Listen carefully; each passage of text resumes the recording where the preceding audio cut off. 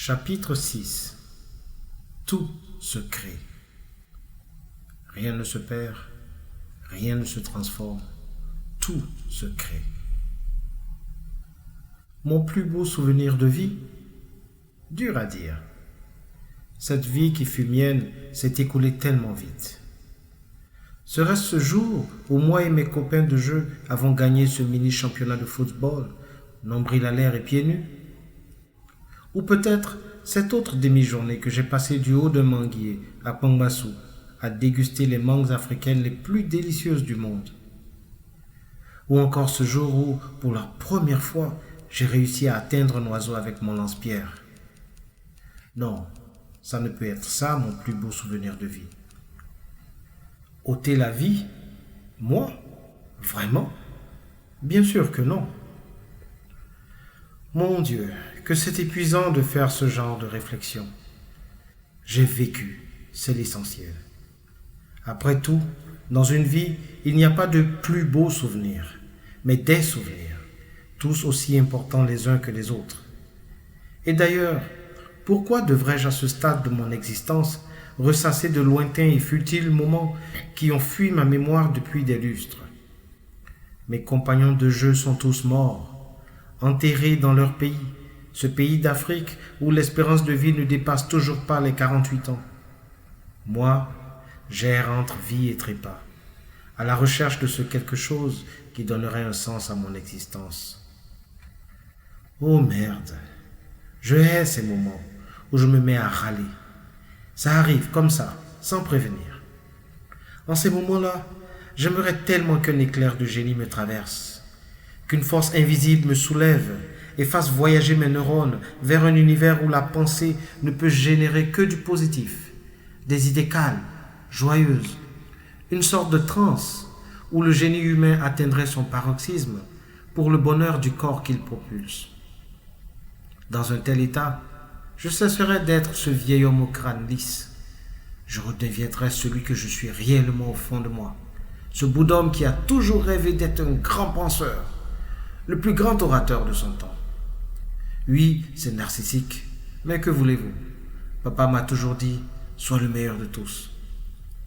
Si seulement je pouvais y arriver, là, maintenant. Ce terrible mal de dos m'en empêche, et Dieu sait que ça me ferait du bien de le devenir.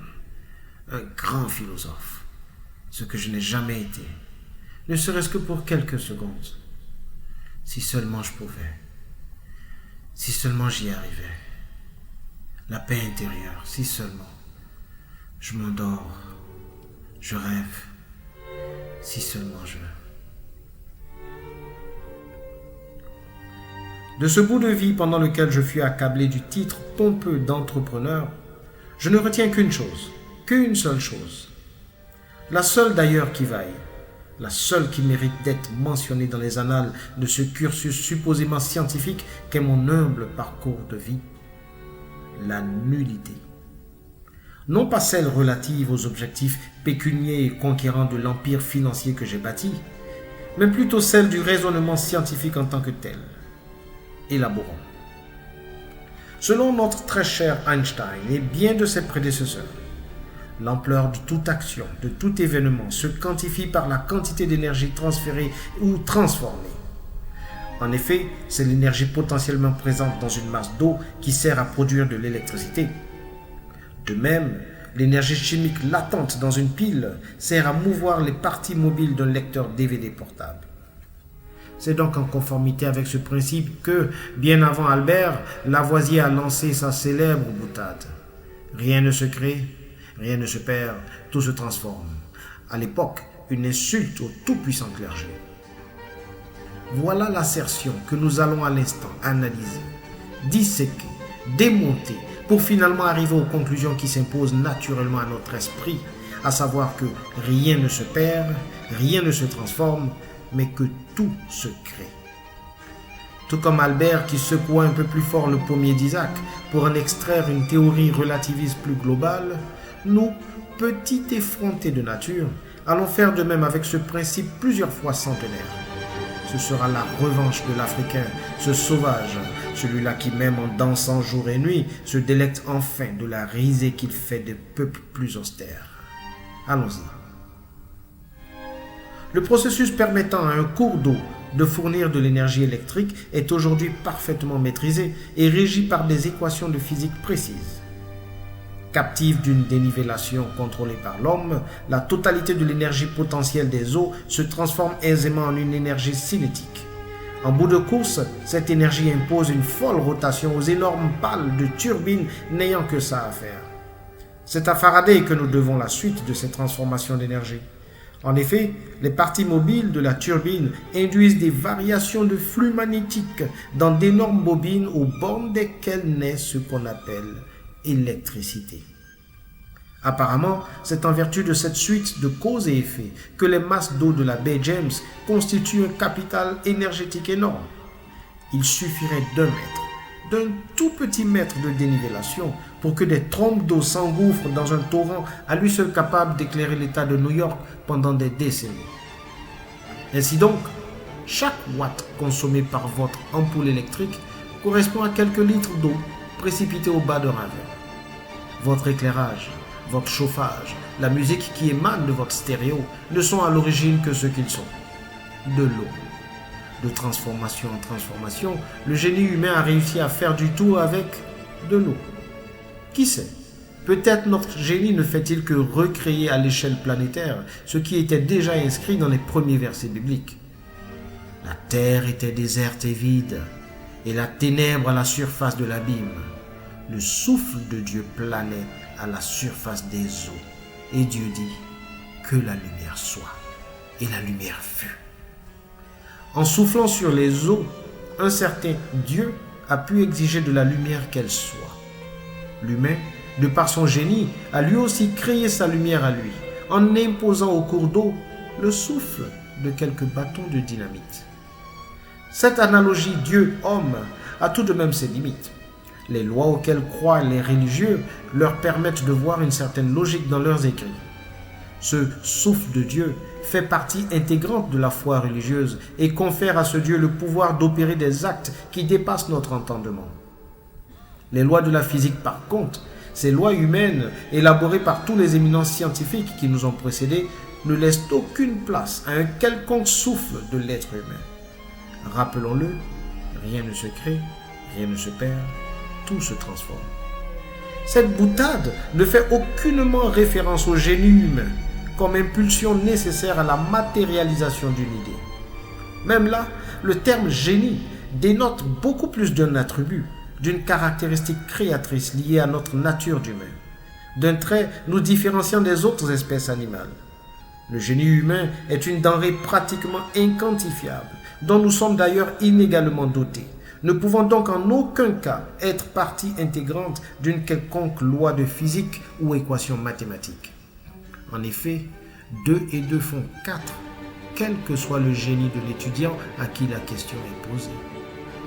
Lavoisier n'a pas dit « tout se transforme » avec l'aide du génie humain. Et c'est là une omission de taille qui enlève à son principe toute sa substance, tout son sens humain. La science physique ne nous enseigne pas que pour qu'il y ait électricité, il faudrait qu'un ingénieur civil ait eu l'idée de souffler au préalable sur les eaux en dynamitant leur lit, de calculer avec précision les dimensions des turbines ou d'évaluer la résistance des matériaux impliqués. La physique se contente de donner la description la moins émotionnelle d'une suite d'événements, en y enlevant toute condition relative à l'effort de réflexion pourtant requis. Rien ne se crée, rien ne se perd, tout se transforme. Cette loi de Lavoisier s'avère donc n'être que la description d'une physique conjuguée au conditionnel, d'une nature morte, une nature ni créée ni perdue. Pour être logique avec lui-même, Lavoisier aurait dû ôter le temps présent dans tout se transforme et le substituer par un conditionnel moins affirmatif, car, et c'est là l'essentiel de notre propos, tout se transforme à condition que le souffle de l'homme y contribue. En termes plus simples, s'il n'en tient qu'aux lois de la physique actuelle, le cerveau humain, la pensée, l'intuition, bref le génie humain, contribue pour 0 calorie dans la livraison de votre énergie électrique. Et pourtant, sans ce génie humain, l'expression « tout se transforme » est d'un non-sens monumental. Sans la petite étincelle qui jaillit du fin fond de nos cellules grises, il n'y a aucune loi qui mérite d'être enseignée. L'avènement de l'informatique, puis du réseau Internet, a consacré cette disproportion entre le génie humain et ses créations. La menace d'un virus informatique tient à éveiller des centaines de programmeurs informatiques à travers le globe tout entier. Ce virus, une fois lâché, des millions d'ordinateurs se voient obligés de carburer au maximum de leur capacité pendant plusieurs jours d'affilée, de la Maison-Blanche au Bangladesh. À la consommation électrique de tous ces appareils, ajoutez les milliers de cafés qu'il a fallu réchauffer, les disques durs qu'il a fallu remiser, et vous dépasserez de loin, de très loin, les quelques calories que le concepteur du virus a pu dépenser lors de sa mise au point. 10 minutes de programmation informatique, 10 petites minutes de génie, même diaboliques, peuvent générer 10 milliards de kilowatts. Ainsi donc, le génie humain nous apparaît comme cet élément bel et bien physique qui brouille les fondements même de la physique à nous enseigner. Selon les lois de la physique, il faudrait à peu près une centaine de bombes nucléaires pour détruire notre planète. Selon nous, par contre, une barre de chocolat suffirait. En effet, l'on n'a besoin que d'une calorie pour appuyer sur un bouton. Aussi dévastatrices en seraient les conséquences. En effet, les lois de Lavoisier prédisent avec exactitude la quantité d'exercice physique qu'un individu serait capable d'exécuter à partir de la quantité de nourriture ingurgitée. Cependant, au grand jamais pourrait-elle en prédire les conséquences sur l'entourage de ce dernier. Notons bien qu'il ne s'agit point ici d'un effet papillon bis, loin de là. Nous démontrons à quel point la physique sans le génie, son moteur, est d'une absurdité frappante et s'éloigne de l'humain, de ses aspirations et motivations. Toute tentative de réconcilier la physique et le génie est d'ailleurs vaine, pour la bonne et simple raison que le génie humain ne se quantifie ni en jours, ni en calories. La nature se transforme certes sans l'interférence du génie humain, mais reconnaissons humblement que dès l'instant où l'on marie à la nature cette fabuleuse faculté dont nous sommes dotés, toute loi mérite d'être réécrite. Ainsi donc, selon Isaac Newton, la pomme tombe de l'arbre parce qu'attirée vers la terre par une force appelée gravité. Selon Albert Einstein, par contre, la pomme ne fait que suivre les courbures de l'espace-temps définies par la géométrie, la masse et la mobilité de la Terre dans l'espace. Enfin, selon moi, Jeannot Poissy, la pomme tombe de l'arbre parce que le fermier a eu le génie de planter un pommier. CQFD. Ce soir, en rentrant chez vous, quand vous vous retrouverez coincé entre votre pare-brise et le siège qui vous plaque le dos, prenez un instant pour dépenser les milliards d'impulsions électriques que secrètent vos neurones. Élaborez un plan dont la finalité sera toute simple. Comment générer à votre arrivée un sourire sur la face de votre fils, votre fille, votre femme, votre époux, votre amant ou même votre chien. Les mathématiques ne vous aideront en rien dans cette entreprise. De votre génie et seulement de lui dépendra la création au nom de ce sourire. Ce sourire, vous l'aurez créé à partir de rien. Les mathématiques, mes mathématiques le prouvent. Nous sommes tous capables de créer, de générer de l'énergie, même à partir de rien, ou presque. Rien ne se perd, rien ne se transforme. Tout et absolument tout se crée. Je vous remercie.